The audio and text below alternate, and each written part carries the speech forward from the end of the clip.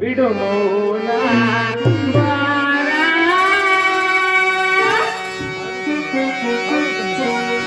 ಬಯಸಿರುವೆ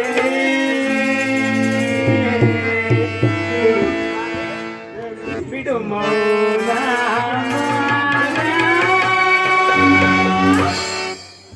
ಬಯಸಿರುವೆ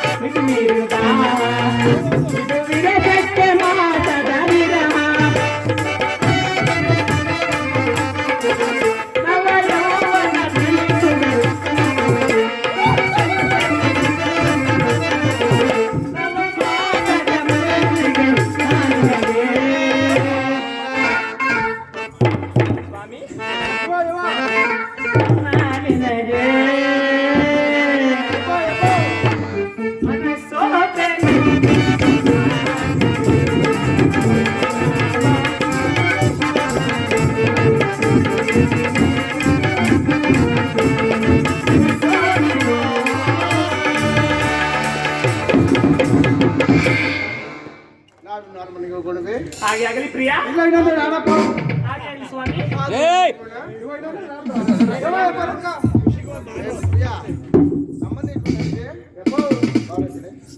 ಬಂದು ನೋಡಿದ್ರೆ ಅವನ್ಗಳು ನೋಡಕ್ಕಾಗಲಿಲ್ಲ. ಯಾರೋ ಓಡಾಡ್ತಿದ್ದರು. ನಾವೇನೋ ಮಕ್ಳು ಬೇಡ್ತಾರೆ ನಾವ. ನಮಗೇನು ಅಂತದ್ ಗೋಳಾಟ ಬಂದಿರೋದು. ಓ ದೇವ್ರ ಹೊರ ಕೊಟ್ಬಿಟ್ಟ ಅದಕ್ಕೆ. ಏನಾಯ್ತು ನಿನ್ಗೆ? ಒಬ್ಬಣ್ಣ ಬಂದಿದ್ದ. ಬಂದಿರ್ಲಿಲ್ವೇನು? ಏನಂತ ವರ ಕೇಳಿದೆ. ನಮ್ಗೊಂದು ವರ ಕೊಟ್ಟವನ ಕಣೋ. ಏನಂತ? ಪುತ್ರ ಸಂತಾನ ಕೊಟ್ಟವನೇ ಕಣೋ. ನನ್ನ ಕರ್ಕೊಂಡೋಗಿ ನಾನೊಂದು ವರ ಕೇಳ್ತಿರ್ಲಿಲ್ವ? ಏನಾಗಿತ್ತು ಪ್ರಿಯಾ? ಹುಟ್ಟಿದ ಮಕ್ಳಲ್ಲಿ ಹಂಗೆ ಎಂತ ನೀಚನು ನೀನೆಂತ ನೀಚನ ಇವನಂತ ಪ್ರಶ್ನ ಇನ್ನೇನು ಇವನ ನೀಚನ ಮತ್ತಿನ್ನೇನು ಹಂಗಲ್ಲ ಕಣಪ್ಪ ಏನು ತಂದೆ ತಾಯಿ ಗರ್ಭದಲ್ಲಿ ಹುಟ್ಟಿದ್ರೆ ಒಳ್ಳೆ ಮಕ್ಳು ಹುಟ್ಟಬೇಕು ಎಂತ ಹುಟ್ಬೇಕು ಇಂಥವೇನ್ಪೆ? ಹ್ಞೂ. ಇನ್ನೆಂತ ಹುಟ್ಬೇಕು ಯಪ್ಪ ಏನು ನೀನು 9 ತಿಂಗಳು ಪ್ರತಿ ಹೊತ್ತಿಗೆ ಸಾಕ್ತಿ ಕಣಪ್ಪ. ಎಲ್ಲರೂ ಸಾಕ್ತಂಗೆ ಕಣ ನಾವು ಯಪ್ಪ ಏನು 1ನೇ ಕ್ಲಾಸು ಸ್ಕೂಲ್ ಸೇರಿಸ್ತಿ ಕಣಪ್ಪ. ಹೌದಲ್ವೇನು ಇವಾಗ ಅಲ್ಲಿ ಕೆಜಿ ಬಂದದ ಅಲ್ಲಿ ಕೆಜಿ ಹೌದೇನು ಅಲ್ಲಿಗಾಕ್ತಿ ಫಸ್ಟು, ಆಮೇಲೆ ಆಮೇಲೆ 1, 2, 3 ಕಾಲೇಜ್ ಹಾಕ್ತಿ ಕಣಪ್ಪ. ಹೇಳು ದೊಡ್ಡ ಕಾರ್ಮೆಂಟ್ಗೆ ಹಾಕ್ತೀಯ. ಆಮೇಲೆ ಅಲ್ಲಿ ಅಪ್ಪ ಫೀಸ್ ಕಟ್ಬೇಕಾಗ್ತದೆ. ಅಲ್ಲಿ ಫೀಸ್ ಕಟ್ಬೇಕಾಗಿರೋದು 10,000 ರೂಪಾಯಿ. ಎಷ್ಟು 10,000 ರೂಪಾಯಿ. ಕೊಡ್ಲೇಬೇಕಲ್ವೇನು ಮಗ ನಿಂತಾಗ ಬಂದು ಕೇಳೋದು 12,000 ರೂಪಾಯಿ. ಯಾಕೋ ಹೇಳ್ತಿ ತಡಿ. 10,000 ರೂಪಾಯಿ ತಗೊಂಡು ಅಂತ ಹೋಗ್ಬಿಟ್ಟು ಮೇಸ್ಟ್ರಿಗೆ ಫೀಸ್ ಕಟ್ಬಿಟ್ಟು ಇನ್ನು 2,000 ರೂಪಾಯಿ ತಗೊಂಡು ಅಂತ ಹುಡುಗನ ಜೊತೆಗೆ ಹಾಕೊಂಡು ಬೈಕ್ ಮೇಲೆ ಕೂತಿರೋ ಒಂದ್ ಜೊತೆ ಹಾಕೊಂಡು Nirmala Shivaji theatre, Nelamangala theatre, balcony ಹೌದೇನು ಇಂಥ ಮಕ್ಳು ಬೇಕಪ್ಪ. ಏ ಬಸವಯ್ಯ ಮತ್ತೊಂದು ಸಾರಿ ಹೋಗುವಾಗ ನಿನ್ನನ್ನು ಕರ್ಕೊಂಡು ಹೋಗುತ್ತೇನೆ ಮರತೆ ಕರ್ಕೊಂಡು ಹೋಗು. ನಾಳೆ ಅರಮನೆಗೆ ಹೋಗೋಣವೇನು ನಡೀರಿ ಬೆಡ್ರೂಮ್